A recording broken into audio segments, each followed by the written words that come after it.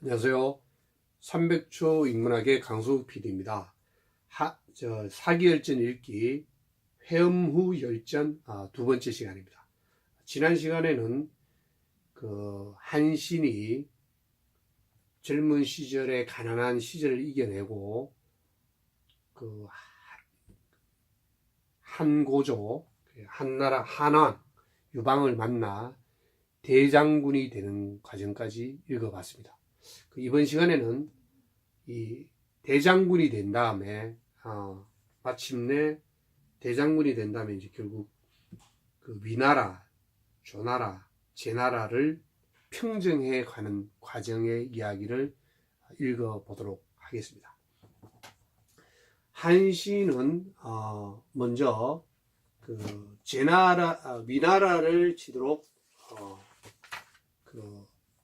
유방으로부터 명령을 받고 위나라 수도 안업을 습격을 합니다. 그리고 위나라를 평정을 하고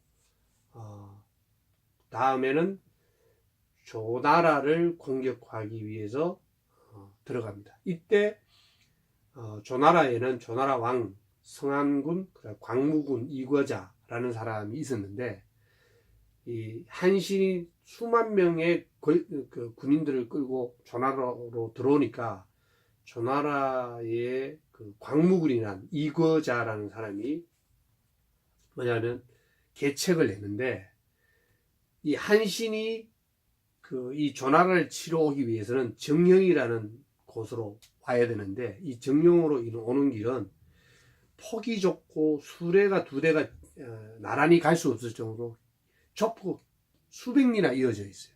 그러면 조나라 입장에서 이 사이에서 공격하기가 굉장히 좋잖아요. 그래서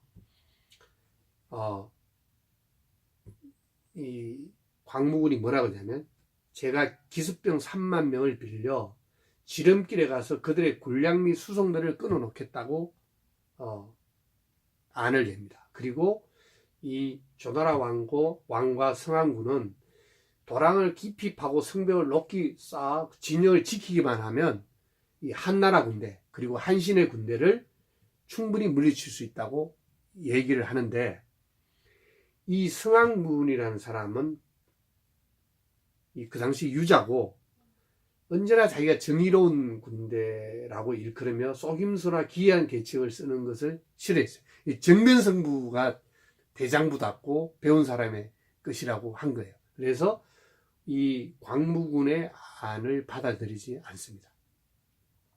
근데 이 조나라로 들어오기 위해서 대기하고 있던 한신은 첩자를 풀어보니까 자기가 생각한 광무제가 이야기한 좁고 긴 수백 리 길을 군사를 배치하지 않은 걸 보고 급히 군사들을 정령의 좁은 길로 들어와서 빠르게 이동하게 합니다. 그리고 정령억이 30리의 진을 치고 군사 2,000명에게 붉은 깃발을 하나씩 주고, 자기 군대가 대장군 한신이란 군대가 깃발이 성 앞쪽에서 움직이면 이 깃발을 보고 조나라 군사들이 성벽을 문을 열고 자기를 쫓을 거다. 그때 신속하게 성벽으로 기어올라 성벽 위에 붉은 깃발을 꽂아서 마치 성을 장악한 것처럼 만듭니다. 꾸미는 계책을 내고, 실질적으로 그 전투에서 한신의 전략에 의해서 조나라도 마침내 평정합니다. 이때 또 이 사기열전에 배수진이라는 게 처음 나옵니다. 뒤에 물이라든지 물가를 던지고 죽기 아니면 살기 식으로 뒤로 가면 강이니까 어차피 죽으니까 맞서 앞으로 향해 적과 싸우는 배수진을 또 이 한신이 계책으로 씁니다. 조나라를 평정하고 한신이 제일 먼저 군중에 군 가운데 명령을 내리는 걸, 광무군을 죽이지 말라, 산채로 잡아놓은 자가 있으면 천금으로 사겠다. 그리고 광무군을 모시고 나는 북쪽으로 연나라를 이제 치고 동쪽으로 제나라를 치려고 한다. 그래서 어떻게 하면 공을 세우겠습니까? 라고 광무제에게 묻습니다. 그때 광무제가 뭐냐면 싸움에서 진 장수는 무용을 말할 수 없고 멸망한 나라의 대부는 나라를 전속시킬 수 없다는 말이 있다. 자신이 포로인데 어떻게 그렇게 큰 일을 꾀할 수 있겠냐라고 그래요. 이때 한신이 뭐라 그러냐면 그 우나라의 현인 백리라는 유명한 정치가가 있었는데 이 백리에는 우나라에 있을 때는 어리석은 사람이었고 진나라에 가니까 지혜로운 사람이 된 것이 아니다. 이것은 군주가 그를 등용했는지 등용하지 않았는지 또 그의 말을 받아들였는지 받아들이지 않았는지에 달렸을 뿐이다. 만일 당신도 그렇지 않냐? 당신도 이 계책을 내놨는데 그 당시 성안군이 당신의 계책을 받아들였더라면 나 같은 사람은 이미 포로가 되었을 것이다. 성안군이 당신을 쓰지 않았기 때문에 내가 당신을 모실 수 있게 되었을 뿐이다 라고 얘기를 해요. 근데 이거는 돌아가면 이 해음열주 초창기에 초반에도 항우도 여러 번 사실은 이 한신이 계책을 내놨는데도 따르지 않았잖아요. 그래서 이걸 보면 역시 리더는 자신의 어떤 지혜도 중요하지만 판단력도 중요하지만 옆에 책사들 아니면 주변의 사람들을 얼마나 제안을 잘 듣고 잘 소화하느냐가 가장 핵심인 것 같아요. 그래서 요즘에 그 사극 드라마나 이렇게 요즘 한국에 많은 드라마를 보면 정말 잘 만들잖아요. 근데 그 잘 만드는 요인 중에 하나가 옛날에는 뭐 김수현 작가라든지 뭐 유명한 작가들이 혼자 이렇게 집필을 하는 시스템이었다면 지금은 이 시스템이 많이 바뀌었답니다. 메인 작가 밑에 그 서브 작가들이 여러 명 있어서 일종의 공동 집필을 하다 보니까 드라마 시놉시스라든지 스토리가 굉장히 탄탄하고 스피드해진 거예요. 그리고 아주 흥미진진하게 만드는 재주들이 놀랍게, 그러니까 혼자서 막 써서 스토리 라인을 잡고 가는 사람하고 네다섯 명이 집단 창작해서 끌고 가는 그는 훨씬 물론 뭐 가족 드라마일 경우에는 좀 다르겠지만 약간 그 탐사라든지 아니면 뭐 특이한 뭐 과학 프로그램이라든지 드라마라든지 이런 것들 확실히 차이가 나기 시작한 게 아닌가라는 걸 주는 것 같아요. 그래서 여기서도 보면 결국은 좋은 계책을 받아들이냐 않느냐 여기에 딸려 있다는 거죠. 그래서 사양하지 말고 자기를 가르쳐 달라고 그래요. 그래서 이때 이 광무제가 한신한테 뭐라 그러냐면 싸움을 멈추고 병사들을 쉬게 하고 조나를 어루만져 전쟁으로 부모를 잃은 아이들 위로하고 그 다음에 병사들을 술을 먹인 뒤에 그 다음에 북쪽 연나라로 향한 것이 가장 좋은 방법이다 얘기를 해요. 그리고 그러면 이 북쪽으로 연나라를 향하면 연나라는 자동적으로 한신 장군의 명성과 인품 이런 것 때문에 복종할 거고 그 소문이 다시 제나라로 넘어가면 제나라는 바람에 휩쓸리듯 복종할 것입니다. 지혜로운 이가 있다고 하더라도 제나라를 위해 다른 묘책을 세울 수 없을 거다. 그러니까 용병의 큰 소리를 먼저 치고 진짜 싸움은 나중에 한다는 것을 바로 이런 일을 말합니다. 라고 얘기를 해요. 그리고 한신이 이 계책을 받아들입니다. 그리고 마침내 이제 그 제나라로 연나라를 취하고 제나라로 들어갈 때 공격하기 위해서 이번에는 괴통이라는 책사가 이제 여러 가지를 얘기합니다.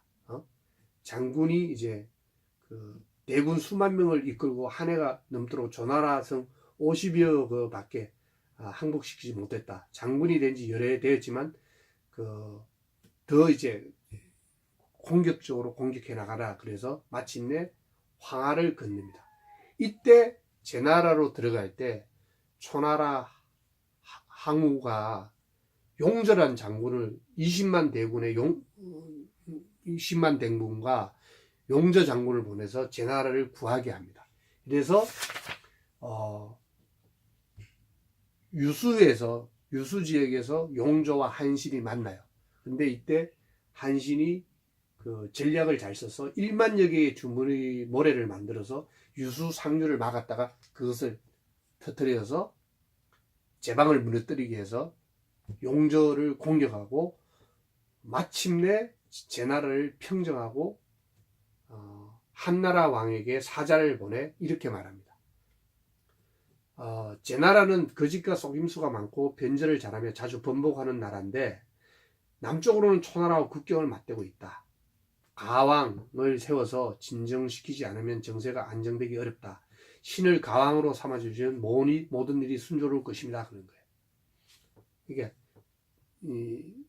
한신이 자신이 가왕으로 임시왕으로 제나라를 우선 좀 다독여 놔야 되겠다. 통치해야 되겠다. 이런 내용인데 이때 공교롭게 한나라 왕 유방은 초나라의 갑작스러운 습격을 받아 형량이란 지역에서 굉장히 어려운 공경에 처해 있을 때죠.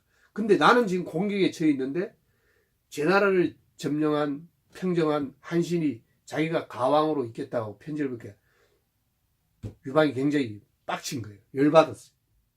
그래서 뭐라고 하냐면 나는 여기서 공경에 빠져 하루 빨리 와서 도와주기를 바라는데 자기는 스스로 왕이 될 생각하고 있더니 그래서 화를 났는데 이때 옆에 있는 책사 유명한 책사 장량하고 진평이 그 유방의 책상 안에 발을 지그시 밟으면서 어차피 지금은 한신이 왕 노릇하는 걸 어찌할 수가 없다. 차라리 한신을 세워 왕으로 삼고 잘 대우해 주는 게 차라리 낫다라고 얘기를 합니다. 이 말을 들은 유방이 편지를 보내서 가짜 왕이 뭐냐? 차라리 네가 진짜 왕 해라 그러면서 제나라 왕으로 삼습니다. 이제 한신이 제나라 왕이 되고 그러면 그 다음에 한왕, 유방, 그 다음에 초나라 왕, 초왕, 항우 이렇게 세 명이잖아요. 그러니까 한왕하고 그 유방하고 막 싸우고 있는데 제나라 왕 한신이 이제 들어오니까 초왕 입장에서는 사신을 보내 무왕 그 무섭이라는 사신을 그 한신에게 보냅니다. 그러면서 말이 너 전에 내 밑에도 있었지 않냐? 그 항왕 이 항우가 내 밑에서 있었는데 내가 봐서는 네가 생각을 잘 해라 라고 하면서 무섭을 보는데 무섭이 한 말 중에 재미난 이야기 이런 얘기예요. 당신이 지금까지 살아남을 수 있었던 것은 항왕이 아직 살아있는 덕택이다. 지금 한나라 왕과 항왕 두 사람의 싸움에서 승리의 저울추는 당신에게 달려있다. 당신이 오른쪽으로 추를 던지면 한나라 왕이 이기고 왼쪽으로 추를 던지면 항왕이 이길 것입니다. 오늘 항왕이 멸망하면 다음번에는 당신을 멸망시킬 것입니다. 이렇게 이야기를 합니다. 그러니까 근데 한신은 자기가 자기를 대장군의 인수를 주고 자기를 인정해준 이 사람을 유방을 배신할 수 없다라고 얘기를 합니다. 그리고 물러갑니다. 무섭이 떠나간 뒤 제나라 사람 계통이 한신을 찾아와서 기발한 계책을 낼 때 이 사람이 뭐냐면 자기는 관상을 잘 본다. 관상을 잘 본다. 그러면서 이야기를 하니까 한신이 관심을 나타내면서 선생께서는 어떤 방법으로 관상을 봅니까? 그러면서 얘기를 해요. 이 말도 이제 좀 유명한데 괴통이 한 말인데요. 귀하게 되느냐 천하게 되느냐는 골법에 달려있고 골법, 골상이라고 얘기합니다. 사람의 어떤 상, 골상에 달려있고 근심이 생기느냐 기쁨이 생기냐는 얼굴 모양과 빛깔에 달려있습니다. 그래서 항상 볼 때 우중충하고 이렇게 근심이 많은 사람이 뭔가 안 돼 보이잖아요. 이게 이제 관상학적으로 안 좋은 거예요. 항상 좀 밝게 환하게 웃고 뭔가 이렇게 긍정적으로 보면 좋은 일이 생긴다. 그리고 성공과 실패는 결단력에 달려 있습니다. 이런 것을 참고해 판단하면 만에 하나 어긋남이 없다 그래요. 그리고 한신에게 이야기를 하는데 무슨 얘기를 하냐면 유명한 얘기를 하는데 무섭과 비슷한 얘기를 합니다. 지금 한나라 왕과 항왕의 운명은 당신에게 달려있습니다. 당신께서 한나라를 위하면 한나라가 이기고 초나라 편이면 초나라가 이길 것입니다. 무섭하고 똑같은 얘기예요. 그리고 진실로 재계책을 써주신다면 한나라와 초나라 양쪽을 모두 이롭게 하고 두 분을 존속시켜 천하를 셋으로 나누어 솥의 발처럼 서 있게 해 주겠습니다. 천하 삼분지계. 제 계책을 따지면 한나라 왕, 그리고 초나라 항왕, 그리고 제나라 왕의 천하 삼분지계의 구대로 서로 견제하면 안정된다. 뭐 이런 이야기를 합니다. 근데 한신은 이 괴통의 이야기를 받지 않고 자기는 결코 유방 한나라 왕을 배신할 수 없다라고 그래요. 이때 괴통이 한마디 더 던진 게 그 유명한 토사구팽이란 말을 던집니다. 들짐승이 다 없어지면 사냥개는 삶아 먹히게 마련입니다. 그러니까 당신이 이제 그 한나라 왕의 편을 들어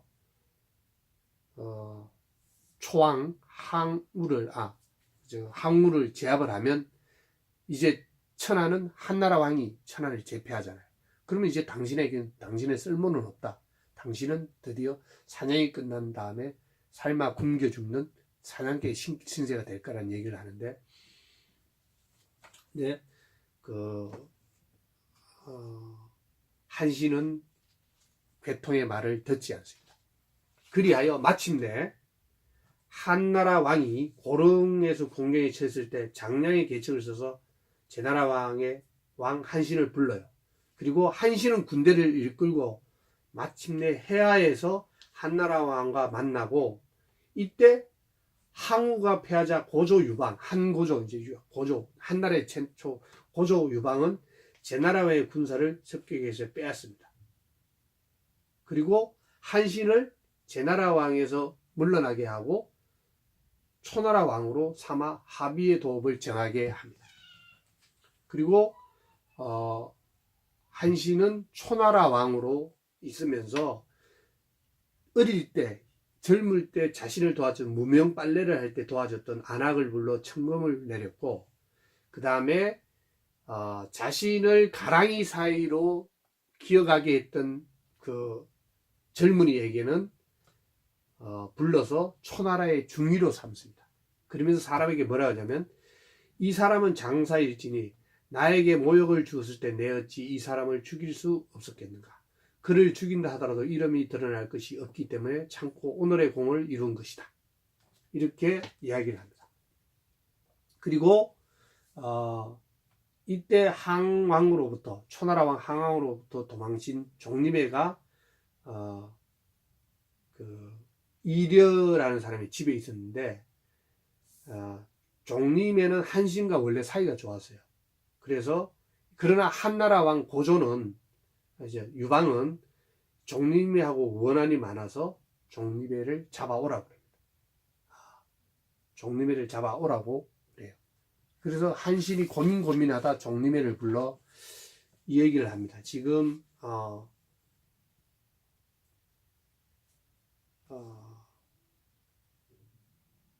한신이 종림회의 목을 잘라 황제를 뱀의 항제기에서 반드시 기뻐할 것입니다 라는 얘기를 듣고 한신이 이야기를 하니, 종림회하고 상의를 하니, 한신이 한나라가 초나라를 쳐서 빼앗지 않는 까닭은 내가 당신 밑에 있기 때문이요. 만일 당신이 나를 잡아 자진해서 한나라에 잘 보이려고 한다면 나는 오늘이라도 죽겠소.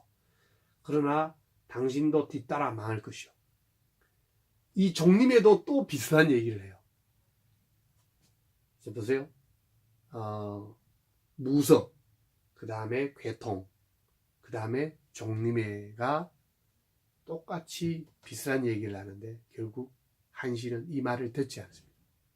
그리고 결국은 한신에게 그 종림의 목을 들고 한신에게 한신이 그 목을 가지고 고조를 만나러 갑니다. 한나라 왕 고조 유방을 만납니다. 근데 고조는 무사를 지켜 한신을 묻게 하고 뒤수레에 실습니다. 이때 드디어 한신이 이렇게 합니다. 정말 사람들의 말에 날랜 토끼가 죽으면 훌륭한 사냥개를 삶아 죽이고 높이 나는 새가 모두 없어지면 좋은 활은 치워버린다. 적을 깨뜨리고 나면 지모가 있는 시아는 죽게 된다. 라고 하더니 천하가 이미 평정되었으니 내가 삼겨 죽는 것은 당연하구나. 이렇게 스스로를 한탄합니다. 그리고 나중에 낙양에 이른 뒤에야 한신의 죄를 용서합니다. 한나라 왕 고조가. 그리고 해음후로 봉합니다. 근데 이게 해음후로 있으면서 한신은 이미 끈떨어진 칠권을 다 있는 한신이잖아요. 그러면서 마침내 최후는 여후, 그 한고조의 부인 여후와 그 다음에 소화가 만든 괴책에 의해서 한신은 죽음을 당합니다. 바로 장락궁에서 장락궁의 종실에 목을 베도록 하고 한신은 죽으면서 이렇게 얘기를 합니다. 괴통의 계책을 쓰지 못한 것이 안타깝다. 아녀자, 그러니까 곧 아녀자라 그러면 여후죠.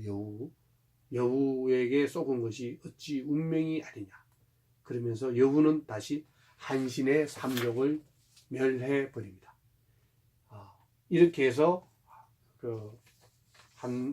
한신은 삼족을 멸하는 최고의 지위까지 갔다가 괴통, 그다음 무섭, 그다음에 종림회의 그 이야기까지 받아들이지 않고 때를 놓친 거죠. 실행력을 놓친 거예요. 그러면서 결국 쓸쓸히 죽음을 당하게 됩니다. 예, 오늘은 여기까지입니다.